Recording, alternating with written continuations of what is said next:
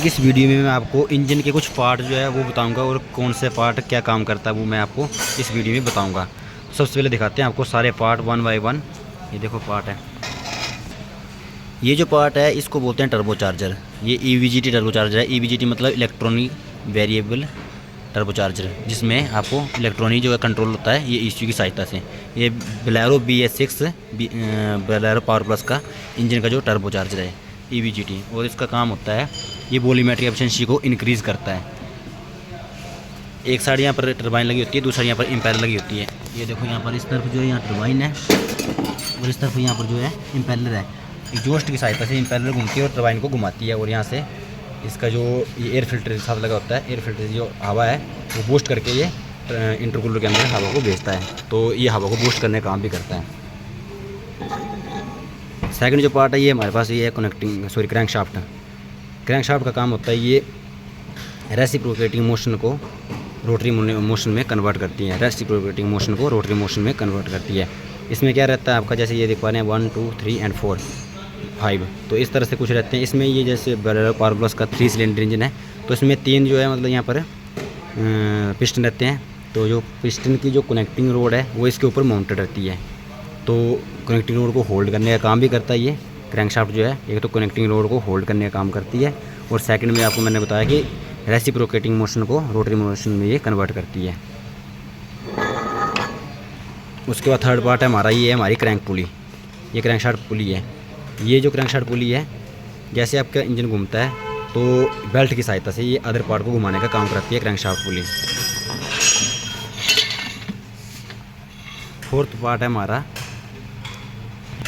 EGR, exhaust gas recirculation. ये EGR है। EGR का काम क्या होता है मैं वो आपको बता देता हूँ। इसमें एक EGR कूलर लगा होता है। BS6 में EGR कूलर आया है, BS4 में EGR कूलर नहीं आता था। इसमें एक EGR कूलर आया है और साथ में ये EGR है, एग्जॉस्ट गैस रिसर्कुलेशन। मतलब एग्जॉस्ट गैस रिसर्कुलेशन मतलब है, आपको नाम से पता चल रहा होगा कि जो एग्जॉस्ट से आने वाली गैसें हैं, गर्म गैसें हैं, उनको ठंडा करके दोबारा से ये इंजन में भेजता है। इसका ये काम रहता है। और ये जो ये आप देख रहे हैं आप, ये वैक्यूम मॉड्यूलेटर लगा हुआ है। यहाँ पर वैक्यूम की पाइप लगती है और ये वैक्यूम मॉड्यूलेटर जो है वैक्यूम की सहायता से घूमता है। और बाकी जो EGR है ये इलेक्ट्रॉनिक कंट्रोल होता है ECU की हेल्प से।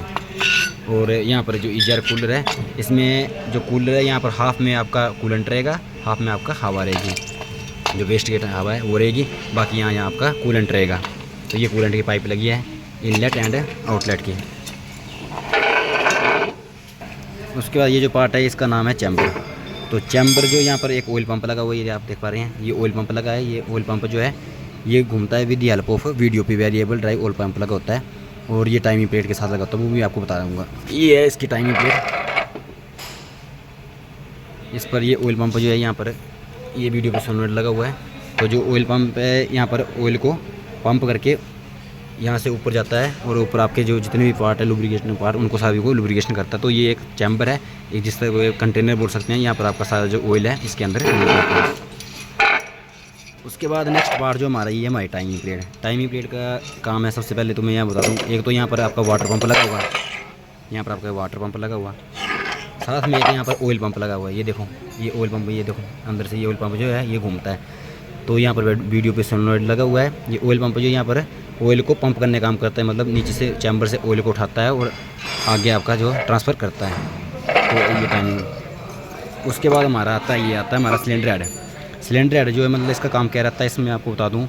एक तो इसके ऊपर जो हमारे इस तरफ लगाओ, ये देखो, एक तो उसके ऊपर जो हमारे बाल है ये माउंटेड रहते हैं, इनलेट एंड आउटलेट के, एग्जॉस्ट एंड इनलेट के बाल माउंटेड रहते हैं। दूसरा यहाँ पर ग्लोब अलग लगे हुए हैं। तीसरा यहाँ पर आपका एग्जॉस्ट का सिस्टम मिल जाता है, इस तरफ से आपका एग्जॉस्ट का सिस्टम मिल जाता है, इस तरफ से आपका इनलेट का सिस्टम मिल जाता है। और इसके ऊपर ही आपकी जो सिलेंडर हेड है इसके ऊपर यहाँ पर आपकी इनलेट एंड आउटलेट की, इनलेट या एग्जॉस्ट बोल लो या इनलेट एंड आउटलेट बोल लो, उसकी जो कैम शाफ्ट है वो माउंटेड रहती है। तो ये इसका काम है। इसके बाद हमारा एक पार्ट जो ये रहता है हमारा इंटेक मैनिफोल्ड। इंटेक मैनिफोल्ड में क्या होता है, ये इंटेक मैनिफोल्ड ये है जो मैंने आपको अभी बताया सिलेंडर हेड, इसके साथ ये माउंटेड रहता है। इसके ऊपर यहाँ पर थ्रोटल लगी हुई है, इलेक्ट्रॉनिक थ्रोटल लगी हुई है यहाँ पर, ये आप देख पा रहे हैं थ्रोटल।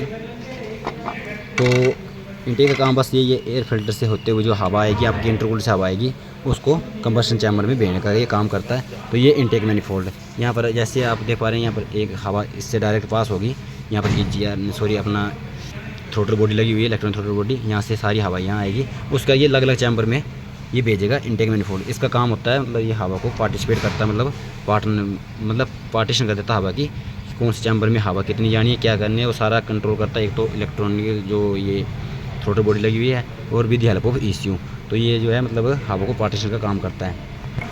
ये हमारा क्लच प्लेट रहती है, क्लच सेट जिसमें आपको जिस क्लच सेट बोलते हैं, क्लच प्लेट, प्रेशर प्लेट, एक रिलीज बेरिंग होता है। तो क्लच प्लेट का काम होता है कि गियर को सिर्फ ओनली इंगेज और डिसंगेज करने का काम जो है क्लच सेट हमारा करता है, सिर्फ ओनली इंगेज एंड डिसंगेज करने का काम करता है। उसके बाद हमारा रहता है ये फ्लाई व्हील बोल सकते हैं इसको मैं DMF बोल सकता हूँ, ड्यूल मास फ्लाई व्हील। DMF है ड्यूल मास फ्लाई व्हील, क्योंकि यहाँ पर ड्यूल फ्लाई व्हील लगा हुआ है। तो फ्लाई व्हील का काम होता है एक तो इंजन को बैलेंस करने का काम होता है, मतलब इंजन को बैलेंस करके रखता है। दूसरा जब आपकी क्रैंकशाफ्ट जो है ये घूमती है तो इसको भी ये बैलेंस करके रखता है, और इंजन को ज़्यादा लोड ना पड़े तो कुछ जो फ्लाई व्हील है ये अपने मोशन में भी घूमता है, ताकि इंजन का भी बैलेंस बना रहे, जिसको मतलब आप बोल सकते हैं कि बैलेंसर टाइप में बैलेंसर है। तो ये बैलेंसर का काम करता है हमारा फ्लाई व्हील। एक पार्ट है मेरे पास ये है AC कंप्रेसर है। तो AC कंप्रेसर मैं बता दूं आपको, इसमें एक ड्यूल क्लच लगा होता है। ये ऐसे पुली आपकी कंटिन्यू घूमेगी, क्योंकि यहाँ पर फैन बेल्ट लगी हुई है। फैन बेल्ट जो आपके इंजन की सहायता ये कंटिन्यू घूमेगी। जब आप AC को एक्टिवेट करेंगे, यहाँ पर सेंसर लगा हुआ है, तो क्या होता है जब आप AC का स्विच जो ऑन करते हैं अंदर डैशबोर्ड से, तो यहाँ पर जो है ये AC कंप्रेसर जो यहाँ जो क्लच लगा हुआ है ये पूरी कंप्लीट घूमती है। तो जिससे क्या होता है जो यहाँ पर देख पा रहे हैं एक इनलेट एंड एक आउटलेट की जो दो पाइपें रहेंगी AC की, तो वहाँ से AC की गैस आएगी और ये कंप्रेस करके आगे भेजेगा। तो ये AC कंप्रेसर है। तो ये मैंने आज के छोटे छोटे पार्ट जो मैंने आपको दिखाया, एक मैं पार्ट आपको और रह गया वो दिखाता हूँ मैं, इंजन ब्लॉक।